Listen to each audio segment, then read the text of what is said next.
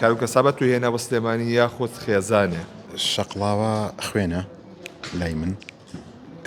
ناو دەمارەکانمە ئەچێ دێ بەڵام سلێمانی ژیانە کەمانگە بینم بە تاقی ئاسمانەوە تێگەم کە خوددا چەندە خەریکی نەخشاندنی چاوەکانی کچەکەم بووە زۆر ژیانم زۆر بەلاوە جوانە هەموو زار ئەڵێم حەزەکەم ئاخر کەس من بم کە ئەمرم ئاخر کەس لەوانەیە چیرۆشی تۆ جیاواز بێ لە چاو کەمەندامەکانی دیکەیە کە تۆ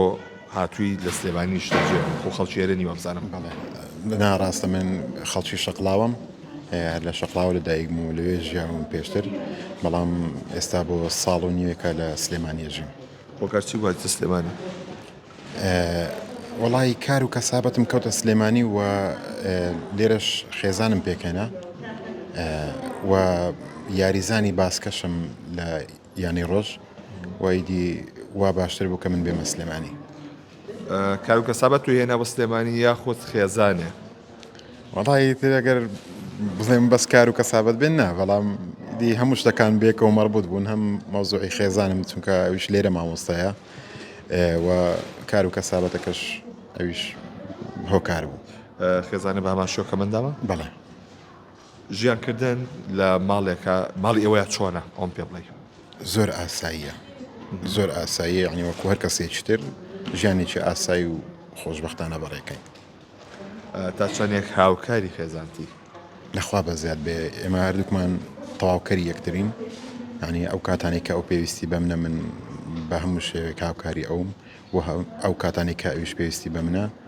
یعنی من پێویستم بە ئەوە ئەو هاوکارمە و هەموو کار ئاسانیەکم بۆ کات کاکفەریە ڕژیکە منداوێکی تۆ چۆنە هۆکارەکەی چی بوو من بەعربی پێڵێن شەل ئەطفال من لە منداڵیەوە وام لێ هات بە دەرزی دی هەردوو قاسەکانم لە دەستدا و ئەوە لەگەڵ ماوەتەوە تا ئێستا واتە لە مناڵیەوە تەمەنی چەند تەمەنی 4 ساڵ بووم 4 ساڵی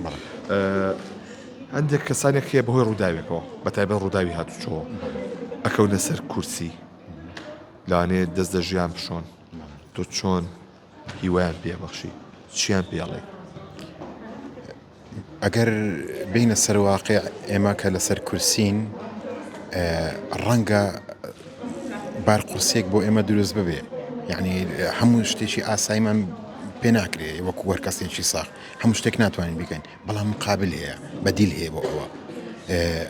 بەڕەنگە من ناتوانم بسمە سەر ئەوبانە لەوێ ئیشێک بکەم بەڵام ئەتوانم ڕێنوێنی کەسێ بکەم بینێرمە سەربان بڵێن بۆ شێوازە بڕۆ بە سەلامەتی بڕۆیت و بێتەوە بەدیل هەیە بۆ هەر شتێکە بمانەوێ بیکەین دی زۆر زۆریش گرنگە هەر کەسێکی خاوەن پێداویستی تایبەت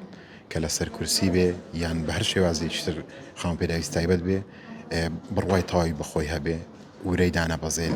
بە هۆکاریەوەی کە کەمەندامە ژیان بە جوانی ببینێ وەکو هەر کەسێکی تر ئیدی هەوڕی دڵخۆشکردنی خۆی بدا تر ئەگات بە ئامانجەکانی وەزەم لە پاڵ ئەم نیشانەشی کەیەکی شاعیریشی وایە جا ئەمڕۆ چیمان پێشەشەکەی واللهی لەسەر ئیش و شعر بەخی چەکە بەخوایستا چی لە خەیاڵە کە نووسی بێتێ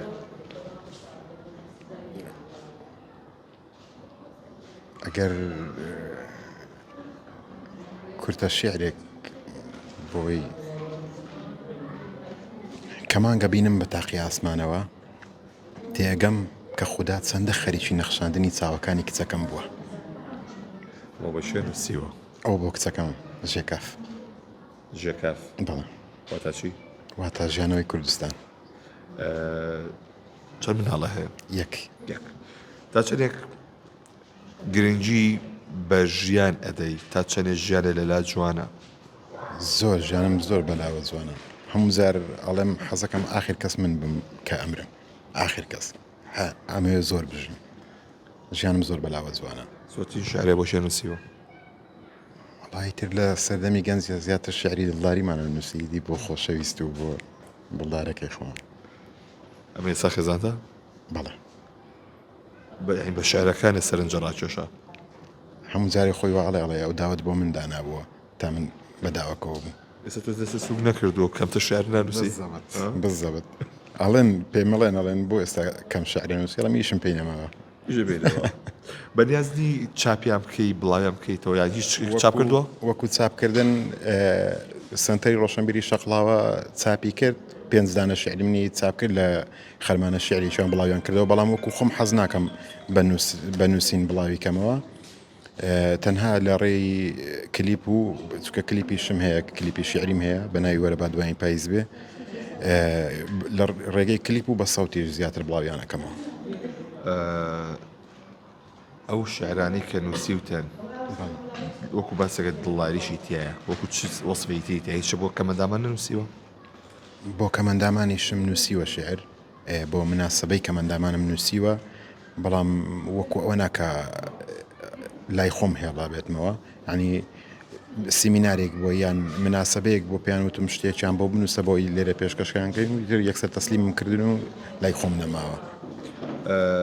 بیری شەقڵاوە ناکەی یا تاو لە سلێمانی داوکتاوە شەقڵاوە خوێنە لای من بەناو دەمارەکانمە ئەچێ دێ بەڵام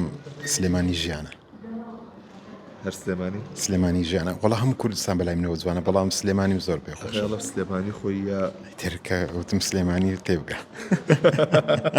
یاخوا بەختەوەر بە هەر سەرکەوتوبی ساز وە جەنابێ بە هیوای سەرکەوتن